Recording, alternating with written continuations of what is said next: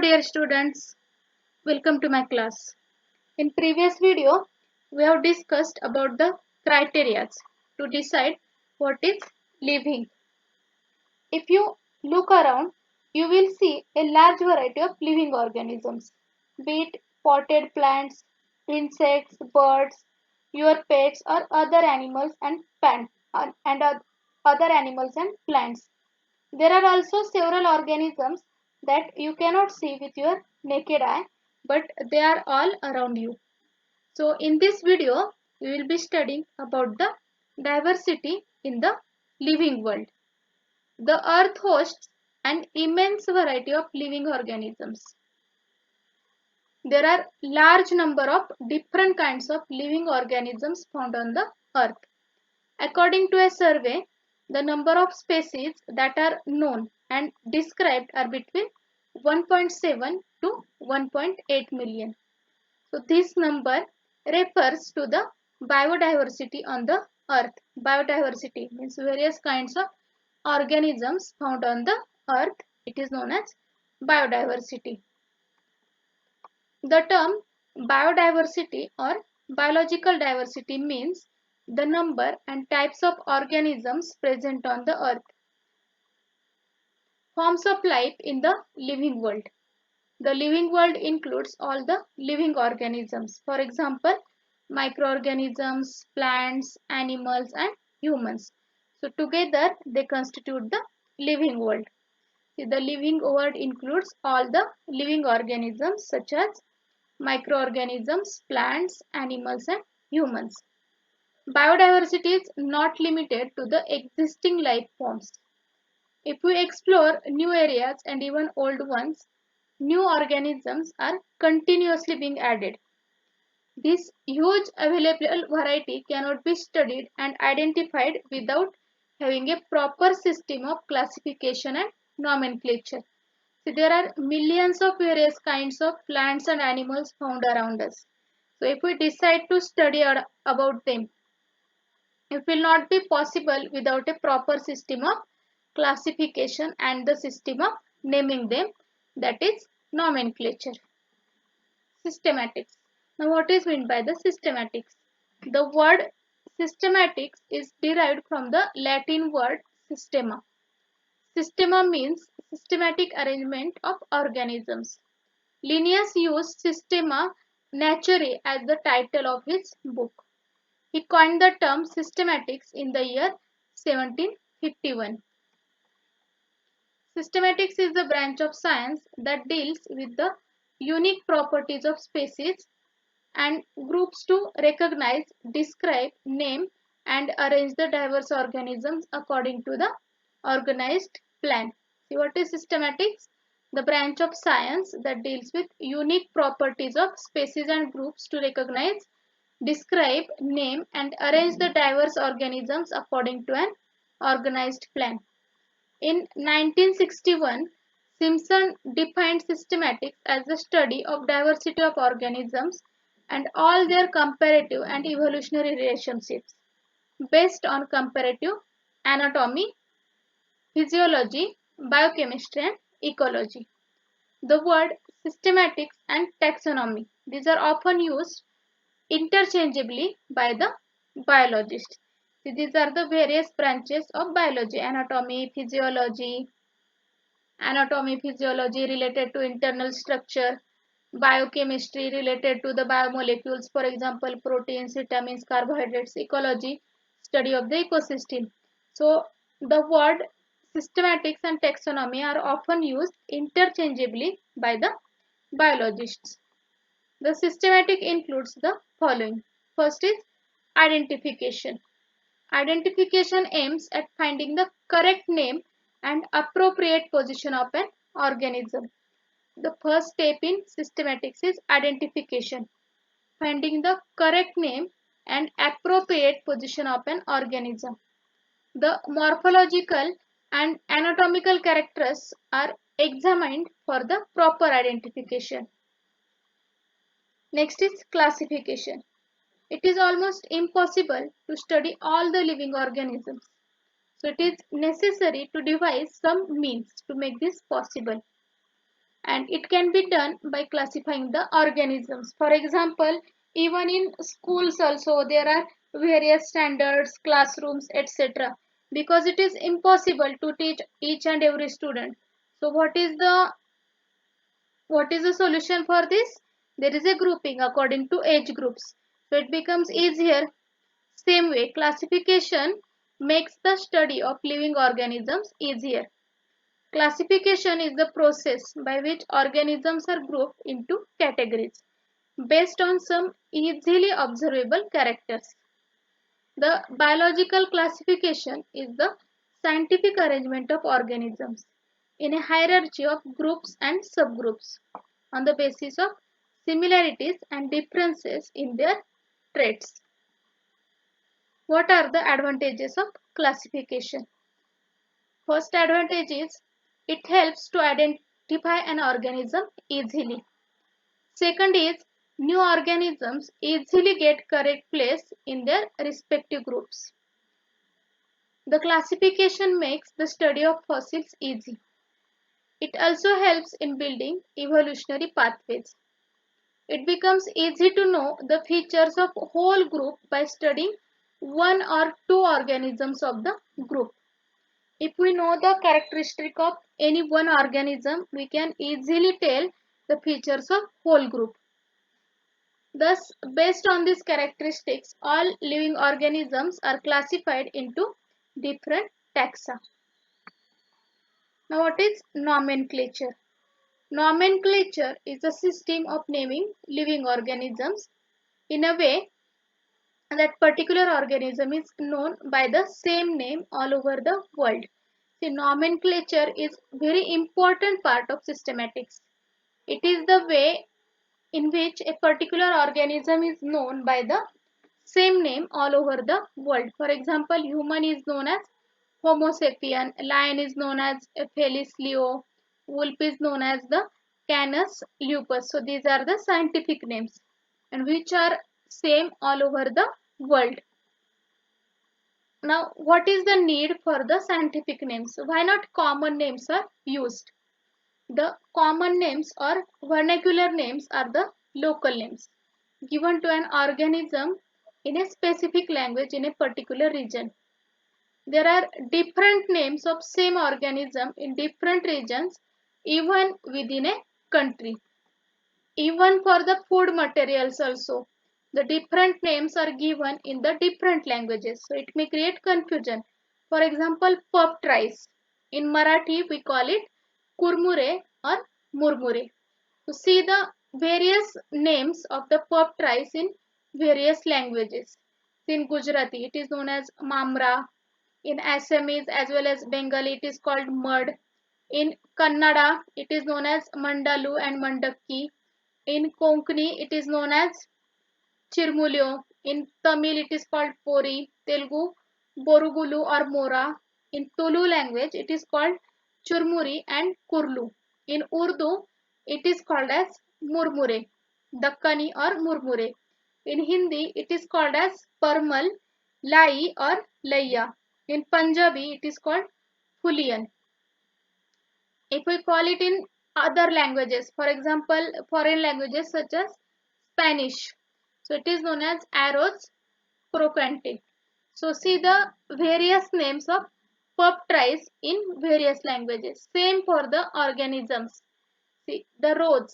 Rose has various common names. For example, gulab in Hindi, rose in English, golap in Bangla, rajapu in Tamil. Even animals like dog, कुकुर in Bangla, Kutta in Hindi, Kutto Gujarati, Swan in Sanskrit, Ne in Tamil, Kutra in Marathi, the cat, Billy in Hindi, Billadi in Gujarat. It is called Marjara in Sanskrit, Punai in Tamil, Manjar in Marathi. Then cotton plant. It is named by Kapas, Hindi language. Then in Kannada it is called Hatti. In Marathi it is called Kapus. In Tamil, Paruthi. Then in Bengali, it is called as Karpas. Ginger. Ginger is known by the name Adrak in Hindi. In Kannada, it is called as Shunti. In Marathi, it is called Ale. While in Bengali it is known as Ada. So these common names may create confusion among the scientists of different parts of the world. So what is the solution? All the organisms are given the scientific names by the system of naming which is known as nomenclature. The advantages of common names are they are easy to pronounce and are short. For example, cat or billy. While the scientific names are bigger, people are familiar to these names since childhood. They are based on some features of organisms. For example, kawa. The kawa is the local name of the bird crow. It is from its cow cow sound. And what are the disadvantages of common names? All the organisms cannot be named by this method as there are organisms of different sizes and shapes. For example, microbes. An organism may have several names in a given language. For example, 8 Hindi names of prickly poppy and water lily has, while water lily has 15 English names. A common name may have different meaning in different countries. For example, maize. Maize means wheat and other grains in USA, while it is called corn in Commonwealth countries. See the difference. Maize means wheat and other grains in USA, while it is called as corn in Commonwealth countries. The common names may have little relevance. For example, lady's finger or okra, widow's tears or tradescantia or rio, etc. Common names may be incorrect. For example, a jellyfish, it is a coelenterate. Silverfish is an arthropod. Starfish is an echinoderm. So all these three organisms are not the real fishes. These names are not useful for the scientific studies. So the solution is scientific name. A scientific name is given by the biologists. These names represent a particular organism in every part of the world. The system of providing scientific names is called as binomial nomenclature. The scientific names must be acceptable in every part of the world. What are the criteria for the scientific names? See, the first criteria is the scientific name must be acceptable in every part of the world.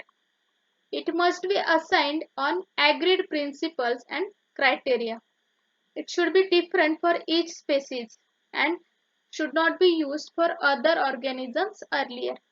So these are the three main criteria to assign the scientific names. What is binomial nomenclature? Binomial nomenclature is a system of naming organisms. Binomial means two names are there. It was developed by the scientist Carolus Linnaeus in the year 1751 in his book Philosophica Botanica. All scientific names for animals under binomial nomenclature were given by Linnaeus in the 10th edition of his book Systema Naturae. Linnaeus named plants according to binomial nomenclature in his book Species Plantarum. Binomial nomenclature is the system of providing distinct and appropriate names to organisms, each consisting of two words. Why it is called binomial nomenclature?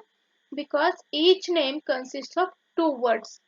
First is generic name, that is name of genus, and the second is specific epithet, that is name of species. For example, scientific name of mango, it is written as Mangifera indica. In this name, Mangifera represents the genus and indica is a particular species or a specific epithet. Here you can see the some of the examples of plants and animals with their common names and their binomial name. For example, peas. Pea is a common name. Its scientific or binomial name is Pisum sativa. Onion, it is called as Allium cepa. Mango is known as Mangifera indica. Wheat is called by the name Triticum aestivum. Banyan is known by the scientific name Ficus bengalensis. Soybean plant is known by the name Glycine max. Even animals are also given the scientific names or binomial names. For example, frog, it is known by Rana hexadactyla. Cat is called Felis cactus. Dog, dogs are known as Canis familiaris. Housefly is known by the name Musca domestica. Cobra, the king cobra is known by the scientific name Naja naja. Common crab or fish is known by the name Cyperinus carpio. Humans are known by the scientific name Homo sapiens. The European types of honeybees, these are known by the name Apis mellifera. The different types of honeybees. Rock bees are known as Apis dorsata. Western or European or Italian honeybees are known by the name Apis mellifera. Indian honeybees are known by the name Apis florea. So, what are the rules of binomial nomenclature? The rules of binomial nomenclature were initially framed by Linnaeus in his books Species Plantarum and Systema Naturae. The rules were revised again by the following nomenclature codes. So these are the important nomenclature codes. First is ICBN, that is International Code for Botanical Nomenclature. ICZN is International Code for Zoological Nomenclature. Again, ICBN is used for the International Code of Bacteriological Nomenclature. ICVN stands for International Code of Viral Nomenclature, and ICNCP stands for International Code of Nomenclature for the Cultivated Plants. The rules framed by Linnaeus and by these codes are as follows. The first rule is the names are generally in Latin and written in italics. They are Latinized or derived from the Latin irrespective of their origin. The first word in biological name represents the genus, while the second component denotes the specific epithet. Both the words in a biological name, when handwritten, these are separately underlined or printed in italics to indicate their Latin origin. The first word denoting the genus starts with capital letter, while the specific epithet starts with a small letter. For example, Mangifera indica. The first letter starts with a capital letter in the genus, while indica is a species, so its first letter I, it starts with a small letter only. Generic and common names may be same. For example, Naja naja is a scientific name of cobra. Gorilla gorilla. Here the generic and common names may be same. No names are recognized prior to those used by Linnaeus in 1753 for plants in Species Plantarum and in 1758 for animals in the 10th edition of Systema Naturae. The name of categories higher than the rank of genus are not printed in italics. The bold letters can be used. When a species is transferred or revised, the name of the original worker is retained, but it is in parentheses. For example, Syzygium cumini, L. skills. The advantages of binomial nomenclature are these are universally accepted and recognized. These names remain same in all languages. The names are small and comprehensive. There is a mechanism to provide a scientific name to every newly discovered organism. The names indicate relationship of a species with other species present in the same genus. A new organism can be easily provided with a new scientific name. Next is taxonomy. Taxonomy is the science of identification, classification and nomenclature. Based on their special characteristics, all living organisms can be classified into different taxa. This process of classification is called taxonomy. Carolus Linnaeus, the scientist, is known as the father of taxonomy. The basis of modern taxonomy studies are external and internal structure, that is morphology, along with the structure of cells. It is studied under cytology, development process, that is embryology, ecological information of organisms. It is studied under ecology. It provides information according to similarities, dissimilarities, and evolutionary relationships of various organisms. So this was all about the diversity in the living world. Living world. See you again in the next video with a new chapter. Thank you.